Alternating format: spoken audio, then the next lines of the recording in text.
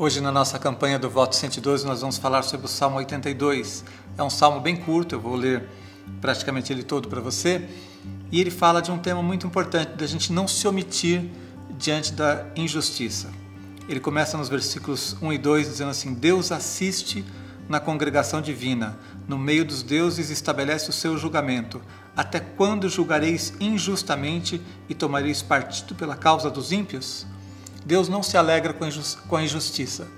E Ele demonstrou isso sempre, desde o estabelecimento da lei, na maneira como Ele conduziu o seu povo, como Ele orientou o seu povo. Os princípios sobre justiça estão especialmente no livro de Provérbios, e aqui nesse salmo ele está mais uma vez chamando a atenção para isso, que o povo de Deus não pode compactuar com a injustiça.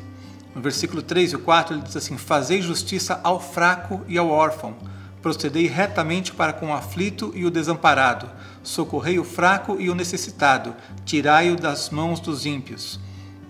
E aqui ele dá uma boa dica do que é justiça, é principalmente cuidar dos mais necessitados, cuidar dos mais fracos. Um princípio que a gente pode estabelecer na nossa vida é que nós, quando estivermos numa situação de poder, de autoridade, de bem-estar, precisamos sempre cuidar dos que estiverem numa situação pior do que a nossa.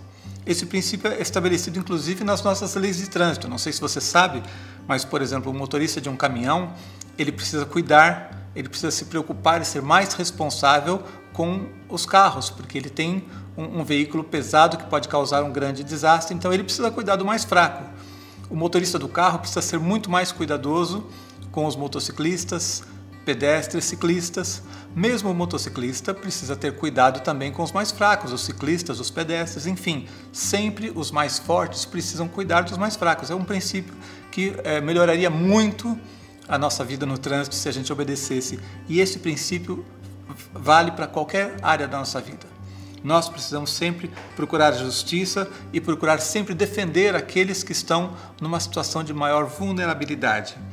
Versículo 6 ele diz assim: Eu disse, sois deuses, sois todos filhos do Altíssimo. Deus está dizendo assim, nós somos filhos de Deus. Por isso, a justiça combina com o nosso caráter também. E nós precisamos ser os primeiros a nos levantar para cuidar daqueles que são mais necessitados. Não podemos nos omitir diante das injustiças que vemos na vida. E ele termina o texto dizendo no versículo 8: Levanta-te, ó Deus, julga a terra, pois a ti compete a herança de todas as nações.